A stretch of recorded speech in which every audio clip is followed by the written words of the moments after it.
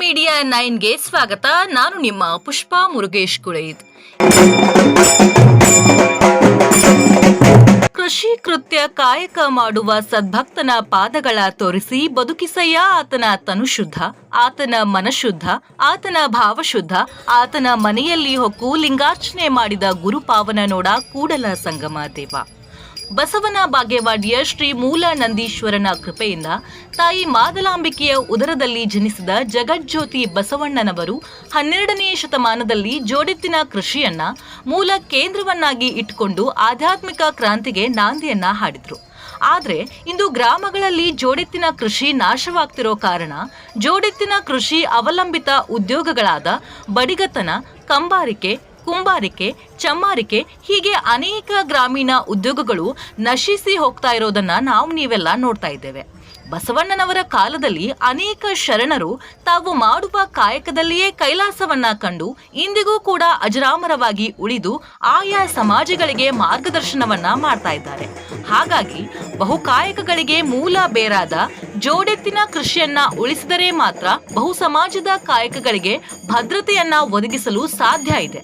ಹಾಗಾಗಿ ಜೋಡೆತ್ತಿನ ಕೃಷಿಯನ್ನ ಮರೆತು ಬಸವ ತತ್ವವನ್ನ ಊಹಿಸಿಕೊಳ್ಳಲು ಸಾಧ್ಯವಿಲ್ಲ ಎಂಬುದು ಇಂದಿನ ಹಲವು ನಿದರ್ಶನಗಳಿಂದ ತಿಳಿಯುತ್ತೆ. ಜೋಡೆತ್ತಿನ ಕೃಷಿಯ ನಾಶದಿಂದ ನಮ್ಮ ಭೂಮಿಯ ಫಲವತ್ತತೆ ಕಳೆದುಕೊಂಡು ಹಲವು ಬೆಳೆಗಳ ಇಳುವರಿ ಕುಂಠಿತವಾಗ್ತಾ ಇದೆ. ಹಾಗಾಗಿ ಜೋಡೆತ್ತಿನ ಕೃಷಿಕರ ಮೇಲೆ ನಮ್ಮ ನಾಗರಿಕತೆಯ ಭವಿಷ್ಯ ನಿಂತಿದೆ ಅನ್ನೋದು ತಿಳಿಯುತ್ತೆ. ಗ್ರಾಮಗಳಲ್ಲಿ ಜೋಡೆತ್ತಿನ ಕೃಷಿಕರು ಉಳಿದ್ರೆ ಮಾತ್ರ ಅದಕ್ಕೆ ಅವಲಂಬಿತ ಇರುವ ಅನೇಕ ಉದ್ಯೋಗಗಳು ಕೂಡ ಉಳಿಯಲು ಸಾಧ್ಯವಿದೆ.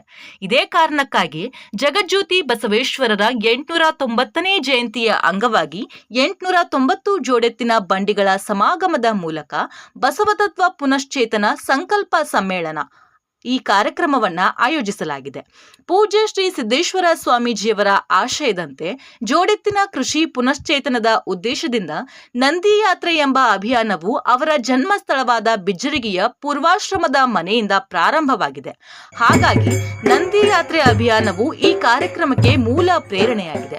ಈ ಒಂದು ಉದ್ದೇಶವನ್ನ ಇಟ್ಟುಕೊಂಡು ಬಸವನ ಬಾಗೇವಾಡಿಯ ವಿರಕ್ತ ಮಠದ ವತಿಯಿಂದ ವಿಶ್ವಗುರು ಬಸವಣ್ಣನವರ 890ನೇ ಜಯಂತಿಯ ಅಂಗವಾಗಿ 890 ಜೋಡೆತ್ತಿನ ಬಂಡಿಗಳ ಸಮಾಗಮದ ಮೂಲಕ ಬಸವ ತತ್ವ ಪುನಶ್ಚೇತನ ಸಂಕಲ್ಪ ಸಮ್ಮೇಳನ ಕಾರ್ಯಕ್ರಮವನ್ನ ಹಮ್ಮಿಕೊಳ್ಳಲಾಗಿದೆ. ದಿನಾಂಕ 12/5/2024, ಸಮಯ ಬೆಳಗ್ಗೆ 9 ಗಂಟೆಗೆ, ಸ್ಥಳ ವಿರಕ್ತ ಮಠದ ಗವಿ ಆವರಣ, ಇಂಗಳೇಶ್ವರ ರಸ್ತೆ, ಬಸವನ ಬಾಗೇವಾಡಿ. ಬನ್ನಿ, ಎಲ್ಲರೂ ಭಾಗವಹಿಸೋಣ. ಹೆಚ್ಚಿನ ಮಾಹಿತಿಗಾಗಿ ಸಂಪರ್ಕಿಸಿ 9008 05 7808 9740467485. ಜೋಡೆತ್ತಿನ ಕೃಷಿ ಉಳಿದ್ರೆ ಮಾತ್ರ ಮಣ್ಣು ಉಳಿಯೋದು, ಮಣ್ಣು ಉಳಿದ್ರೆ ಮಾತ್ರ ಎಲ್ಲ ನಾಗರಿಕತೆಗಳು ಉಳಿಯಲು ಸಾಧ್ಯ ಇದೆ. ಬನ್ನಿ, ಎಲ್ಲರೂ ಭಾಗವಹಿಸೋಣ. ಮುಂದಿನ ಸುದ್ದಿಗಾಗಿ ನಮ್ಮ ಚಾನೆಲ್ನ ಸಬ್ಸ್ಕ್ರೈಬ್ ಮಾಡಿ. ಧನ್ಯವಾದಗಳು.